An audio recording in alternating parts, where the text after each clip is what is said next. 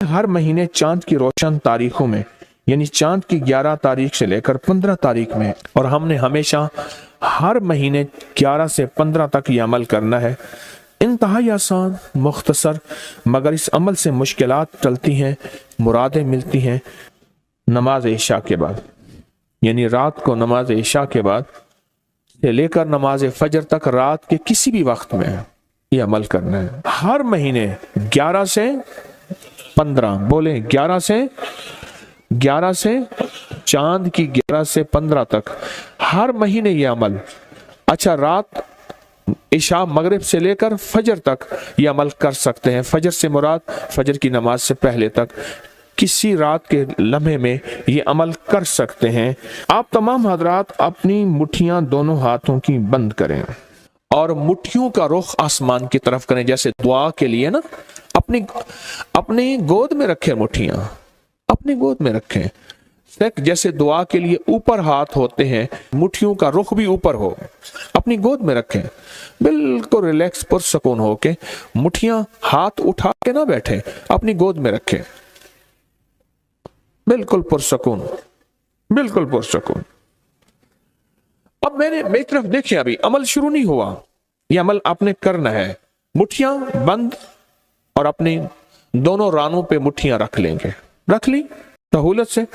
अब मैं अमल जो कराऊंगा जरा उसको सुने, पहले उसको सुने। आपने सिर्फ 2 लफ्ज पढ़ने हैं, वत्तीन वज़ैतून, बस वत्तीन वज़ैतून। ये क्या है? अल्लाह जल्ल शानहू ने रिज़्क के 2 तोहफे हैं जिनकी बाकायदा कसमें खाई हैं, वत्तीन इंजीर, वज़ैतून। हाँ, अल्लाह ने 2 चीजों की कसमें खाई हैं। मालूम हुआ कि अल्लाह जल्ल शानहू रिज़्क की जो कसमें खा रहा है, जो अमल ये करेगा उसकी मुट्ठियां, उसके हाथ हमेशा रिज़्क पे भरे रहेंगे। कभी ये हाथ कभी के सामने, मुट्ठियां बंद रहेंगी दिरहम और दिनार से, और आपकी मुट्ठियां कभी, आपकी हथेलियां कभी खाली नहीं रहेंगी। एक हथेली में वत्तीन है और दूसरी में वज़ैतून है। मालूम हुआ रिज़्क की 2 नेमतों की अल्लाह ने कसमें खाई हैं। अल्लाह को तो जन्नत की कसम खानी चाहिए थी, अल्लाह को तो नहीं। अल्लाह ने कहा कि बंदो, तुम्हारी जो जरूरत है वो जरूरतें भी मैंने लगा के रखी हैं तुम्हारे साथ। फरिश्तों के साथ अल्लाह ने ये जरूरतें नहीं लगा के रखी, इंसानों के साथ रखी हैं। तो अगर चाहते हैं कि हमारी हाथ की हथेलियां और हाथ की मुट्ठियां सदा दिरहम, दिनार, रिज़्क माल, रिज़्क तैयब, इज्जत, आबरू, बरकत और आफियत के साथ भरी रहें, तो आज ये मुट्ठियां भरवाने का अमल इस मजमे को कर रहा हूं। रिज़्क के 2 खजाने हैं, जैतून और इंजीर, ये 2 खजाने हैं। अब मुट्ठियां बंद करेंगे, कर लें। अब अमल शुरू करने लगे हैं, और मुट्ठियां बंद करके आप 11 बार पढ़ेंगे वत्तीन वज़ैतून, तो अंगूठा खोल देंगे। फिर 11 बार पढ़ेंगे वत्तीन वज़ैतून, दूसरी उंगली शहादत की खोल देंगे। फिर 11 बार पढ़ेंगे वत्तीन वज़ैतून, तीसरी उंगली खोल देंगे। फिर 11 बार चौथी उंगली, फिर 11 बार पांचवी उंगली, फिर 11 बार छठी उंगली, ये छोटी उंगली बाएं हाथ की, फिर 7वीं, फिर 8वीं, फिर 9वीं और फिर 10वीं। अब दोनों हाथों को कशकोल दुआ बना की शक्ल में ऊपर ले जाएं, सर से ऊपर ले जाएं। दोनों हाथों को सर से ऊपर दुआ की शक्ल में ले जाएं और पढ़ें 11 बार वत्तीन वज़ैतून, दिल की गहराइयों से। अब दोनों हाथ अपनी गोद में ले आएं और तसव्वुर करें कि आपका कशकोल, आपकी झोली भर गई, और 11 बार पढ़ें वत्तीन वज़ैतून। अब दायां हाथ बाएं कंधे पे, बायां हाथ दाएं कंधे पे सिर्फ फेर दें, सिर्फ फेर दें। फिर बायां हाथ दाएं कंधे पे फेर दें, दायां बाएं पे, बायां दाएं पे फेर दें। अब ये पूरे बदन पे फेर दें जहां तक हाथ पहुंचता है।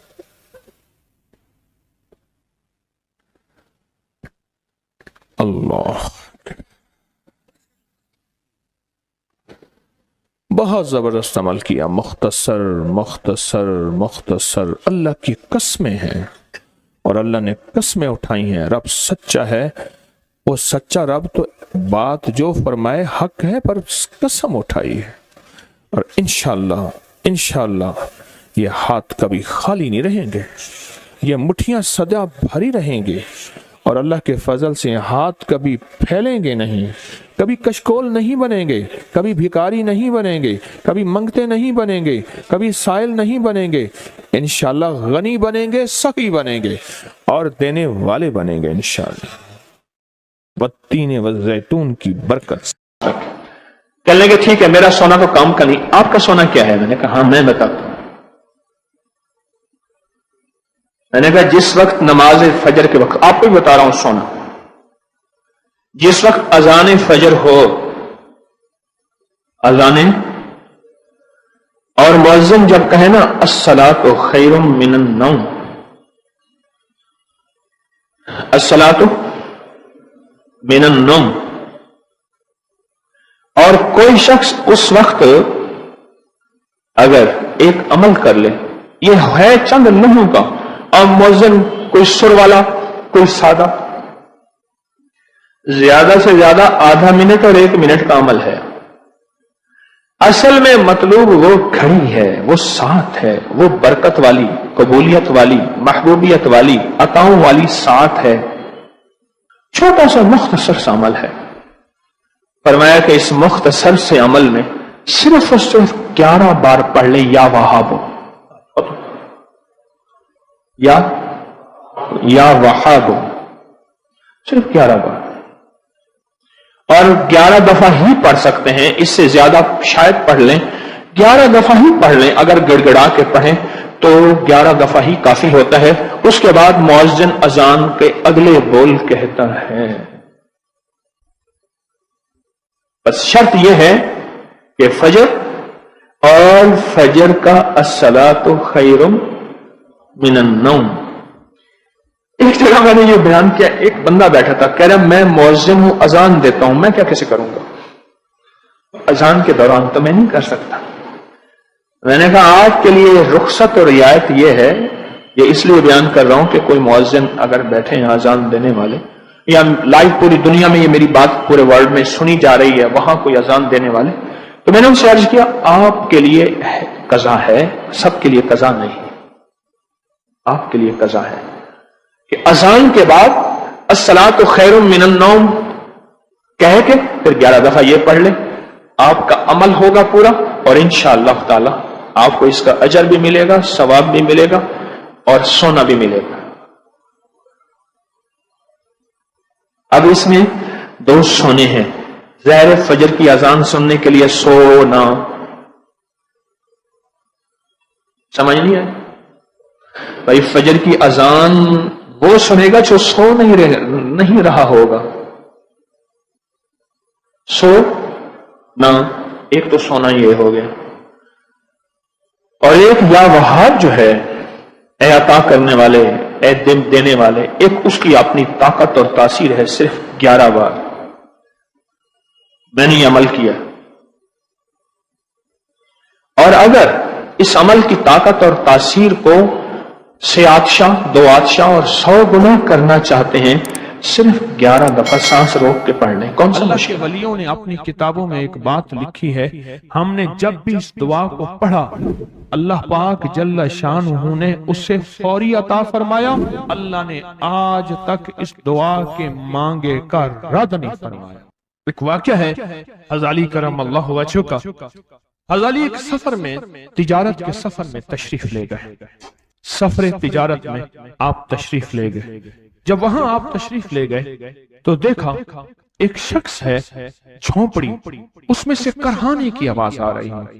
آپ اندر تشریف لے گئے تو صاحب خانہ نے اندر سے آواز دی، جو بھی صاحب آ رہے ہیں اجازت سے آئیں۔ سمجھ گئے اندر مستورات ہیں۔ وہ صاحب باہر تشریف لے آئے تو پوچھا کیا ہوا، کرہانے کی آواز کیا ہے؟ کہا میری بیٹی ہے، جنگل میں لکڑیاں لینے گئی، اس کے اوپر ایک درخت گر گیا کاٹتے کاٹتے، اور اس کی وجہ سے اس کی کمر ٹوٹ گئی ہے، اب یہ بستر پہ پڑی ہے، اب یہ بیچاری تکلیفوں اور دکھوں میں۔ آپ نے فرمایا کوئی مسئلہ نہیں، میں ایک عمل کرتا ہوں، تو ایسا کر صرف اس کا کپڑا لے آ۔ آپ نے اس کے کپڑے کو سامنے رکھا، اس کو کہا اس کو پکڑ، اور اس کی طرف یوں انگلی کی، اور یہ دعا جو اب ہم پڑھنے لگے ہیں، بس یہ دعا پڑھی، اور صرف چند بار ہی پڑھتی، اندر آوازیں خاموش ہو گئی، چپ ہو گئی۔ آپ نے فرمایا پوچھو جا کے۔ آپ وہ بندہ اندر گیا تو واپس آیا، کہا بیٹی کو نیند آ گئی ہے، آج کئی ہفتے ہو گئے ہیں سو نہیں سکی، درد سے کرہا رہی تھی، اس کو نیند آ گئی ہے۔ آپ فرمانے لگے میں سفر میں جا رہا ہوں، جب واپس آؤں گا نا پھر پوچھوں گا، اگر کوئی تکلیف ہوئی تو پھر دم کروں گا، پھر دعا کروں گا، اور انشاءاللہ ٹھیک ہو جائے گی۔ آپ چلے گئے، آگے تشریف لے گئے تو آپ کے ہم سفر تھے، ان کی سواریاں تھیں، ان میں سے ایک گھوڑا تھا جس گھوڑے کو ٹھوکر لگی، چوٹ لگی، اس کے اگلے پاؤں کی ہڈی گھٹنا باہر نکل گیا، وہ ایک طرف ہو کے بیٹھ گیا، اس کا گھوڑا چل نہیں سکتا تھا۔ اس نے آ کے غزالی کرم اللہ درخواست کی کہ آقا اس کے لیے کچھ فرما دیں۔ فرمایا میں اس کے لیے دعا کرتا ہوں، یہ ٹھیک ہو جائے گا، اور آپ نے دعا پڑھنا شروع کر دی، اور فرمایا یہ اس کے ہاتھ پہ، اس کی ٹانگ پہ آپ نے ہاتھ پھیر دیا، جو معذور تھی، ٹوٹی ہوئی نکلیا ہوا گھٹنا تھا، فرمایا ٹھیک ہو گیا۔ اور قافلے والوں نے دیکھا وہ گھوڑا سب سے آگے تھا، سب سے سبک رفتار تھا، اور سب سے لاجواب تھا۔ آگے ایک جگہ تشریف لے گئے تو قافلے کو پیاس لگی، پانی کی ضرورت تھی، کنواں دیکھا تو کنواں خشک تھا۔ آپ نے فرمایا کوئی بات نہیں، یہ دعا پڑھی، اور دعا کو پڑھ کے اپنا لعاب کنویں میں ڈال دیا۔ فرمایا کنویں میں پانی کا ایک جوش اٹھا، اور پانی اٹھا اور منڈیر سے باہر نکلا، لوگ پینے لگے تو آپ نے روک دیا، فرمایا مت پیو، کنویں کا جو کھڑا کالا پانی ہے وہ نکل جائے، اور پھر شفاف پانی جب نکلا، فرمایا یہ پانی پیو، مشکیزیں بھرو، سواریوں کو پلاؤ۔ قافلہ چلتا رہا، آگے تشریف لے گئے، آگے دیکھا تو کھانا ختم ہو گیا، اتنا کھانا تھا کہ اب کھا لیں، آئندہ کیسے کھائیں گے؟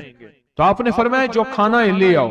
آپ نے کھانے کو رکھا، اوپر کپڑا ڈال دیا، اور یہ دعا پڑھنی شروع کر دی جو ابھی ہم بیٹھ کے پڑھیں گے، خوش قسمت ہیں۔ اور کپڑا ڈال کے فرمایا دعا فرمائی، یہ عمل فرمایا، یہ دعا پڑھی، اور اس کے بعد فرمایا دیکھو کھا لیا، اور فرمایا ہمارا 17 دن کا سفر تھا، اس 17 دن میں ہم نے کھایا، لوگوں کو کھلایا، جہاں لوگ آتے تھے ان کو بٹھاتے تھے، دسترخوان ہمارا تھا چند افراد کا، پھر سینکڑوں لوگوں نے کھایا۔ 17 دن کے سفر میں تھوڑی سی کمی بھی نہ ہوئی، جب گھر لوٹے تو وہی کا وہی ہمارا خزانہ، کھانا وہی سارا توشہ موجود تھا۔ آگے تشریف لے گئے تو ایک تجارت میں ایک دیکھا تو ایک بندہ ہے ٹھیکریوں پہ ٹھیکریاں مار رہا ہے، آپ اس کی طرف تشریف لے گئے، آپ نے اس کو جا کے دیکھا، لگتا ہے کہ تو پرانا جواری ہے۔ اس نے کہا جوا کھیلتا تھا، سب کچھ ہار بیٹھا ہوں، ہر چیز زندگی ختم ہو گئی ہے۔ آپ نے فرمایا اچھا ایسا کر توبہ کی نیت کر لے، اللہ سے توبہ کر لے، اور پھر میں تیرے لیے دعا بھی کرتا ہوں، عمل بھی کرتا ہوں، تو ایسا کر پتھر پہ پتھر مار، تیرا ہر پتھر سونے کا بنتا جائے گا۔ آپ بیٹھ گئے، اس نے ویسے ہی پتھر پہ پتھر مارا، اور جیسے بیچارہ بے بسی کی حالت میں پہلے مار رہا تھا، آپ نے دعا کرنی شروع کر دی، یہ دعا پڑھنی شروع کر دی، اور دعا پڑھتے پڑھتے دیکھا تو لوگوں نے پتھروں کی شکلیں بدلنا شروع ہو گئی، اور جو پتھر بھی اس کے ہاتھ میں آیا تھا وہ سارے پتھر سونے کے بن گئے۔ آپ نے سارا سونا اس کو دیا، چل پڑے۔ سفر میں آگے جاتے جاتے دیکھا کہ ایک شخص ہے، اس کے ساتھ ایک بچہ ہے، ایک بوڑھی عورت ہے، ایک بوڑھا گدھا ہے، اور وہ سارے پیدل چل رہے ہیں، گدھے کو سواری کو ساتھ لیے ہوئے۔ تو آپ نے پوچھا کیا ہوا؟ انہوں نے کہا ایک سانپ ہے جو اس گدھے کے پہ مسلط ہے، اس سامنے بیٹھا ہے، وہ نیچے نہیں اتر رہا، ہم نے مارنے کی کوشش کی ہے، اس کی پھنکار سے عصا جل جاتا ہے، اور جلا ہوا عصا دکھایا، ڈنڈا جلا ہوا دکھایا کہ ایک پھنکار سے ڈنڈا جل جاتا ہے، وہ مسلط ہے گدھے پہ، ہم پیدل چل رہے ہیں، منزل پہ ہے، سانپ مسلط ہے، اس کا کوئی حل نہیں۔ آپ نے فرمایا اس گدھے کو اس جھاڑی سے اس درخت سے باندھ دو، اور باندھ کے آپ قبلہ رخ ہوئے اور یہ دعا پڑھنی شروع کر دی، اور فرمایا پھر دوسرے رخ ہوئے اور یہ دعا پڑھنی شروع کر دی، اور تیسرے رخ ہوئے اور دعا پڑھنے کے بعد آپ نے اس سانپ پہ پھونک مارا، سانپ چونٹی بن کے چھلانگ لگائی اور غائب ہو گیا۔ تو انہوں نے پوچھا آقا یہ کیا تھا؟ فرمایا یہ تمہارے اوپر ایک دشمن جن مسلط تھا جو کہ تمہاری جانوں اور عزتوں کا لٹیرا تھا۔ آخرکار آپ کے غلام نے آپ سے پوچھا آقا اگر آپ یہ دعا ہمیں سکھا دیں، چشمہ فیض سے گر ایک اشارہ ہو جائے، چشمہ فیض سے گر ایک اشارہ ہو جائے، لطف ہو آپ کا اور کام ہمارا ہو جائے۔ آئیں بسم اللہ کر کے اس دعا کو پہلے سنتے ہیں۔ یا وہاب حبلی من نعمت الدنیا والآخرہ انک انت الوہاب۔ اللہ کے ولیوں نے اپنی کتابوں میں ایک بات لکھی ہے، ہم نے جب بھی اس دعا کو پڑھا اللہ پاک جل شانہ نے اسے فوری عطا فرمایا، ورنہ اس کی نسبت عطا فرمائی، اور ورنہ چند لمحوں میں عطا فرمایا، ورنہ چند دنوں میں۔ اللہ نے آج تک اس دعا کے مانگے کا رد نہیں فرمایا۔ رزق کی وسعت کے لیے جو میں بتاتا ہوں کہ بندہ ہے 129 دن اور 129 دفعہ سورۃ کوثر پڑھ اور پھر آنکھوں سے رب کی طاقت کے جلوے دیکھ۔ 129 دن اور 129 بار۔ آپ بتائیں جو یہ پڑھتے ہیں 129 بار سورۃ کوثر کتنا وقت لگتا ہے؟ صحیح بتائیں، اگر نہیں پڑھتے نہ بتانا۔ 10 منٹ کی آواز بھی ہے، 7-8 منٹ کی آواز بھی ہے، 15 منٹ کی آواز بھی ہے۔ ہم 15 منٹ لے لیتے ہیں، 15 منٹ لے لیتے۔ کیا روزانہ کے 15 منٹ ہمارے لیے مشکل ہے؟ 129 بار سورۃ کوثر، اور اگر جگہ اور وقت ایک ہو تو پھر اس کی طاقت اور تاثیر حیرت انگیز طور پہ دگنی ہو جاتی ہے۔ زمان اور مکان، وہی وقت وہی جگہ۔ مجبوراً اگر نہیں ہے تو کوئی حرج نہیں، پر یقین دل کی گہرائیوں، اندر کا درد اور پورے خشوع خضوع، دھیان، طلب تڑپ اور جذبے کے ساتھ پڑھ 129 بار۔ اصل میں یہ 129 کا جو عدد ہے نا، لفظ لطیف کا عدد ہے، یا لطیف ہو نا، لطیف 129 بار اور 129 دن۔ پھر قدرت کے خزانے اور رب کی رحمت کے خزانے، اس کی عطا اور شفقت کے خزانے، اس کی مہربانی کے خزانے۔ ایک اور چیز بتاؤں، دیدار مصطفیٰ کے لیے، کملی والے کے دیدار کے لیے سورۃ کوثر بہت باکمال ہے۔ اب اس کے فائدے سنتے جائیں، 129 دفعہ کے فائدے ذرا سنتے جائیں، کیونکہ میرے آقا کی تسلیوں کے لیے، دلجوئیوں کے لیے یہ آیت، یہ سورت اتری تھی۔ قرآن کی سب سے چھوٹی سورت ہے۔ دلجوئیوں کے لیے تانے دے دے کے ظالموں نے میرے آقا کے سینے کو چھلنی کیا، اور اللہ پاک جل شانہ نے فرمایا میرے حبیب کیوں غمزدہ ہے، ہم نے آپ کو کوثر دے دے۔ اور میرے حبیب یہ جو تانے دینے والے ہیں، آپ پہ جادو کرنے والے ہیں، آپ پہ نظر بد کے حملے کرنے والے ہیں، اور آپ کے ساتھ حسد کرنے والے ہیں، یہ ان نشانیہ کا ابتر، یہ تو ایسے ابتر ہوں گے، ان کی زندگی ابتر ہوگی، ابتر سے ابتر اور ابتر ہوگی کہ بس زمانہ دیکھے گا وہ شماتت الاعداء، اور ان کے دشمن ان پہ ہنسیں گے، ایسے ابتر ہوں گے۔ 129 بار سورۃ کوثر دیدار مصطفیٰ کے لیے، 129 بار سورۃ کوثر جادو کے آخری توڑ کے لیے، 129 بار سورۃ کوثر جادو کو خود پلٹانے کے لیے، پلٹ جاتا ہے۔ 129 بار سورۃ کوثر آفات اور بلیات کو دور کرنے کے لیے، 129 بار سورۃ کوثر انزائٹی، ٹینشن، ڈپریشن اور اسٹریس کے لیے، اور 129 بار سورۃ کوثر پرسکون نیند کے لیے، 129 بار سورۃ کوثر پرسکون زندگی کے لیے، اور 129 بار سورۃ کوثر پھر دنیا حسنہ کے لیے۔ وہ طاقتور چیز ہے جو 7 نسلوں کو کھلاتی بھی ہے، پلاتی بھی ہے، سکون کی نیند سلاتی بھی ہے، اچھا لباس پہناتی بھی ہے، عزتوں کے تاج سر پہ رکھواتی بھی ہے۔ نوری لقمہ اپنی زندگی کی ضرورت بنا لے، پھر کیا ہوگا؟ سورۃ فاتحہ کی آیات 7 ہیں۔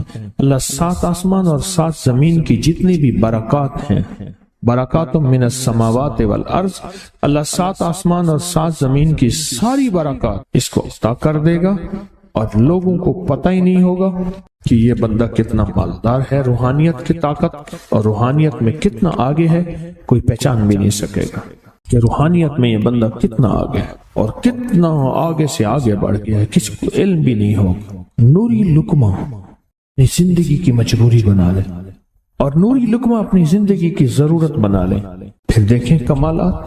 کیوں؟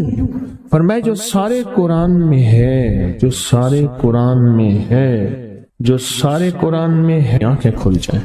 یہ سورۃ فاتحہ نماز کھانے کے دوران پڑھنے والا یہ اہل نظر میں ہے، اس کی نظر وسیع ہو جاتی ہے، یہ اہل کشف ہوتے ہیں، ان کی دل کی آنکھیں کھل جاتی ہیں، یہ فرشتوں کو دیکھتے ہیں، یہ انسانوں کے دلوں میں جھانک لیتے ہیں، یہ کائنات کے راز پڑھ لیتے ہیں، کائنات کے راز پڑھ لیتے ہیں۔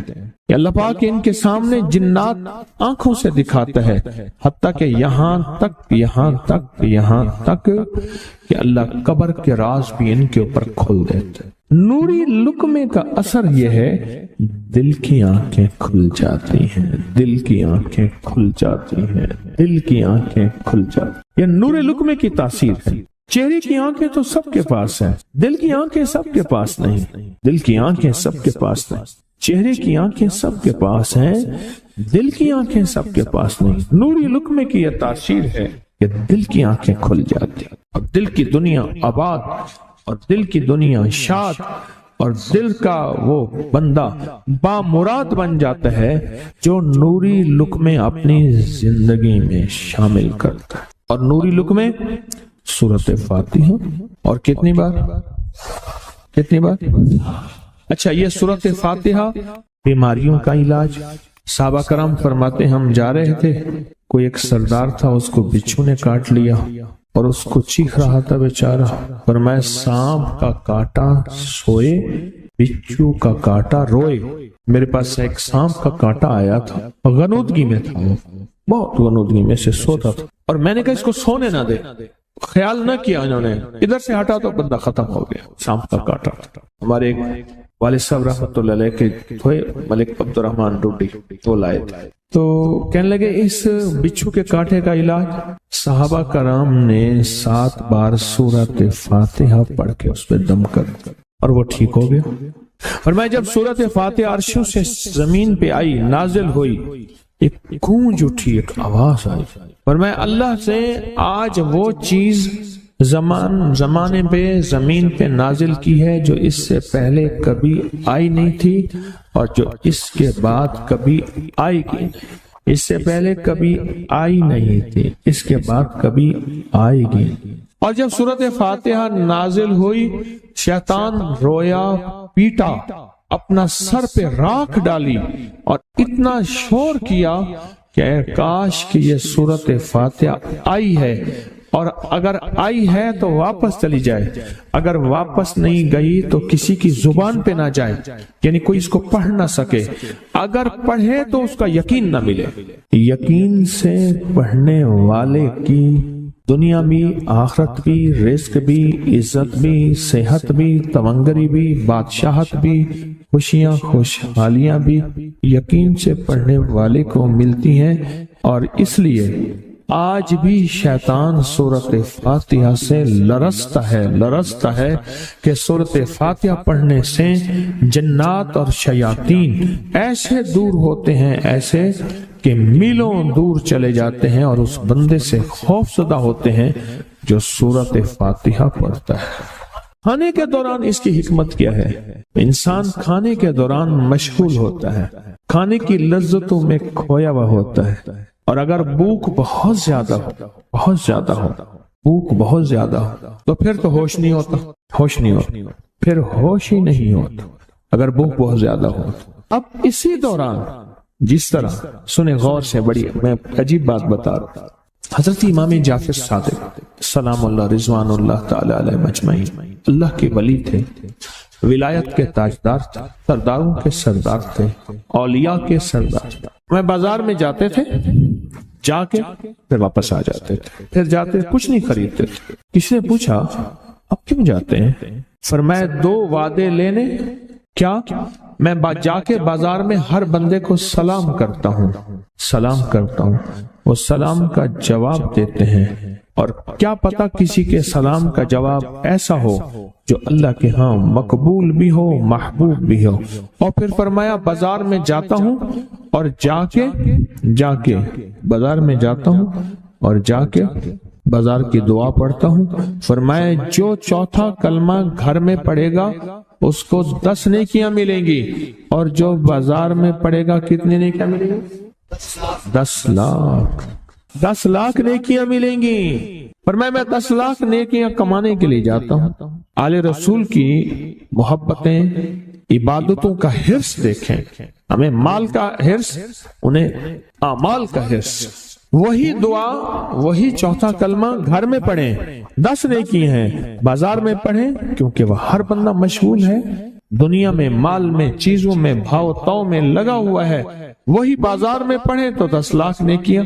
اسی طرح کھانے کے دوران جب لذت ہے، کھانے کے دوران ذائقہ ہے، اور کھانے کے دوران لذت اور ذائقے میں اگر کوئی بندہ سورۃ فاتحہ پڑھ لے تو اللہ کہتا ہے تو ان لذتوں میں مجھے نہ بھولا، ان کھانے کی چیزوں میں مجھے نہ بھولا، ان ساری کیفیتوں میں مجھے نہ بھولا۔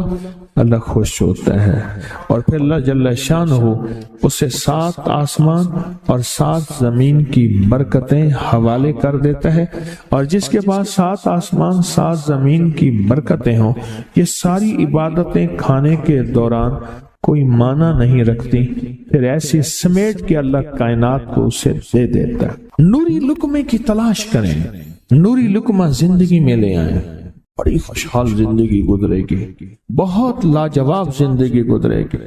7 دفعہ سورۃ فاتحہ سے قرضے اتر جاتے ہیں، 7 دفعہ سورۃ فاتحہ سے بیٹے مل جاتے ہیں، 7 دفعہ سورۃ فاتحہ سے نعمتیں، اور 7 دفعہ سورۃ فاتحہ وہ طاقتور چیز ہے جو 7 نسلوں کو کھلاتی بھی ہے، پلاتی بھی ہے، سکون کی نیند سلاتی بھی ہے، اچھا لباس پہناتی بھی ہے، عزتوں کے تاج سر پہ رکھواتی بھی۔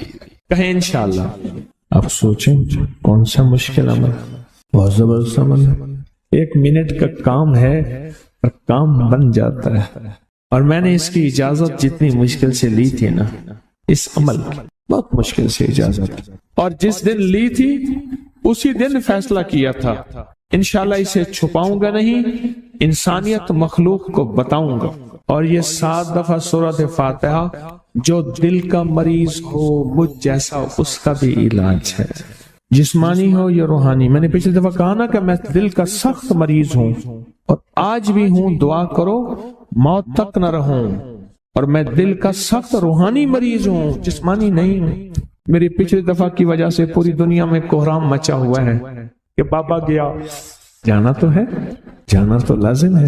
پچھلی دفعہ میں نے وہ کہہ دیا کہ میں دل کا سخت مریض ہوں، میرے لیے دعا کرو، وہ یہ مریض ہوں، روحانی مریض ہوں، روحانی مریض ہوں۔ تو یہ بیماری جو دل کی بیماری ہے نا، اس کا بھی علاج ہے، روحانی ہے یا جسمانی۔ جیسے میں دل کی روحانی بیماریوں کے بارے میں نے آپ کو کہا، میں سخت مریض ہوں دل کا، اللہ کرے اس کا مرض کا علاج ہو جائے۔ تو کھانا کھاتے ہوئے میرے دل کے لیے بھی آپ دعا کریں گے کہ اللہ بھی میرے دل کو ٹھیک کر دے، اللہ بھی ٹھیک کر دے۔ آپ مجھے بزرگ سمجھتے رہے اور اندر سے کام کھوکھلا ہو، یہ دل کی روحانی بیماریوں کا بھی علاج ہے، اور یہ جسم کی اور دل کی جسمانی بیماریوں کا بھی علاج ہے۔ یہ صحت مندی کا راز ہے، سورۃ فاتحہ ہے بابا، سورۃ فاتحہ، سورۃ فاتحہ۔ جو بندہ سورۃ فاتحہ پڑھتا ہے ایک بار، اللہ جل شانہ ان 7 آیات کی تاثیر اور طاقت اسے عطا فرماتے ہیں، اور 7 سمندروں میں جو غذا، رزق، طاقت اور قوت اللہ نے رکھی ہے، اس کا حصہ اس بندے کو دیتے ہیں جو صرف ایک بار سورۃ فاتحہ پڑھتا ہے۔ یہ جو وظیفے ہیں کسی درویش کی یا کوئی درویش نے جس کو اجازت ہے اس کی اجازت صحیح ہو، ہر بندہ اجازت دینا نہ شروع کر دے، اجازت کے پیچھے نسبتیں چاہیے، ان نسبتوں کی طاقت چاہیے، وہ جو اجازت ملتی ہے اس اجازت کے اندر جو تاثیر ہوتی ہے، اس میں جو کمال ہوتا ہے، اس میں جو اندر کی کیفیتیں ہوتی ہیں، اس اجازت سے نسلوں میں تونگری، دولت، رزق، عزت، صحت ایسے بارش کی طرح برستی ہے۔ میرے جو مرشد تھے حضرت خواجہ سید محمد عبداللہ حجویری رحمت اللہ علیہ، میرے مرشد جو تھے وہ حضرت داتا صاحب کی سچی آل میں سے تھے۔ مجھے جاتے جاتے انہوں نے اجازت دی 1991 ستمبر میں، اور مدینہ منورہ فرمایا میں جا رہا ہوں، بس اب بقی میں، اور بقی کے اندر جا کے سو گئے۔ اب بھی میں مرشد کے ہاں جاتا ہوں تو جنت البقی کے قبرستان میں ان کی نسبتیں دیکھیں کتنی اونچی ہیں۔ پھر وہ نہیں، 26 بڑی ہستیوں نے مجھے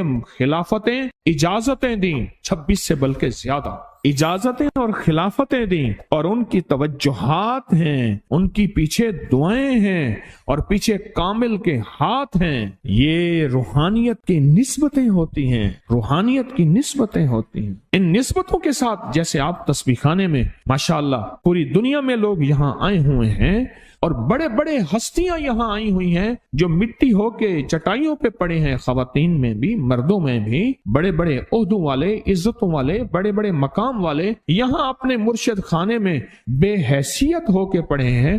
جو بے حیثیت ہو کے آتا ہے اللہ اس کو عزت اور مقام اور حیثیت دے۔ کہنے لگا میں نے نا حمزات کو قابو کرنے کے لیے میں نے ایک عمل کیا۔ عمل یہ تھا کہ ایک بڑا سا تھال لے لیں، جیسے یہ گارے اور مٹی میں تھال ہوتے ہیں، اس کا چراغ بنا لیں، اس میں 10 کلو تیل ڈالیں اور بڑی ساری بتی ہو، ٹھیک، اس کی بتی جلائیں۔ 10 کلو تیل جلنا ہے، یہ سارا کتنا تیل جلنا ہے، اس کی بتی میں، اس کی لو میں دیکھنا ہے، اور پھر بیٹھنا اس انداز سے ہے کہ میرا سایہ ہو، اور پھر میں اپنے سائے کو بھی دیکھوں، لو کو بھی دیکھوں، اور اس کے بعد یہ وظیفہ پڑھنا ہے۔ 40 دن میں یہ 10 کلو تیل جل جاتا ہے، دن رات بیٹھنا ہے اور اس کو پڑھنا۔ 30 دن جب گزرے تھے، 30 دن گزرنے کے بعد اس کو نقشے نظر آنا شروع ہوئے۔ نقشے یہ نظر آنا شروع ہوئے کہ گھر ہے، بچے ہیں، کھیل رہے ہیں، اماں بیٹھی ہے، آپس میں بچے کو لڑ بھی رہے ہیں، کھا بھی رہے ہیں، پی بھی رہے ہیں۔ اس نے ادھر سے توجہ ہٹائی۔ مرشد نے فرمایا تھا کہ دیکھ میری نگرانی میں عمل کر رہا، نقشے نظر آئیں گے، کسی نقشے میں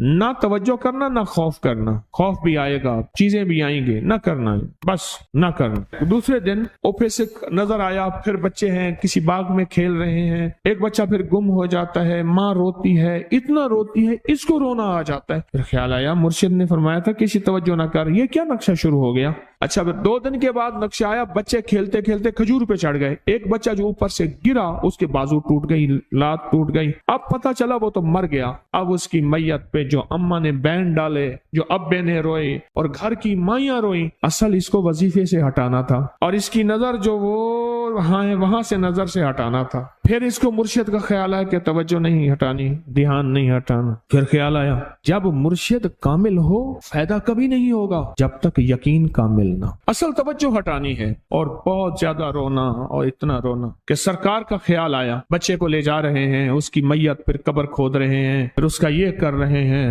رونا اتنا کہ اس کے آنسوں، رونے کی کوئی کیفیت تھی مائیوں کی۔ 2 دن ابھی رہتے تھے 40 دن میں سے، تو پھر وہی گھر نظر آیا، بچے کھیل رہے ہیں، شوہر آیا، اس نے آ کے کہا مجھے روٹی دو۔ اس نے کہا گھر میں تو کچھ بھی نہیں ہے، لکڑیاں ہی نہیں ہیں، آپ نے کچھ دیا ہی نہیں۔ میاں بیوی کی لڑائی ہو گئی۔ اس نے کہا پھر ٹھیک ہے، میں آج سب کو جلا دے۔ اس نے کہا لکڑیاں لے آیا، ادھر ادھر سے لکڑیاں لا کے نہ سے اس نے وہ لکڑیاں جلائیں، بچوں کو اٹھا کے جو ڈالا آگ میں، جو چیخیں نکلی بچوں، دوسرے کو پکڑ کے ڈالا، تیسرے کو ڈالا، چوتھے کو ڈالا، آگ میں ڈالتا جا رہا ہے۔ مائی چیخ رہی ہے، کوہرام ہے، زندہ بچوں چھوٹے معصوموں کو آگ میں ڈال رہا ہے۔ ڈالتے ڈالتے کہنے لگے تو بچ گئی ہے بھائی، پھر پکڑ کے میں تجھے ڈالتا ہوں۔ جب اس کے ڈال کے کہنے لگا اب اس عامل کو تو بچ گیا ہے، ایسے اس کو ہاتھ ایسے پکڑنے لگا، اور پیچھے مرشد کا کھینچ کے تھپڑ اس کو آیا۔ جب کھینچ کے تھپڑ آیا سارا نقشہ ختم ہو گیا۔ اوہو، کہنے لگا یہ کیا تھا۔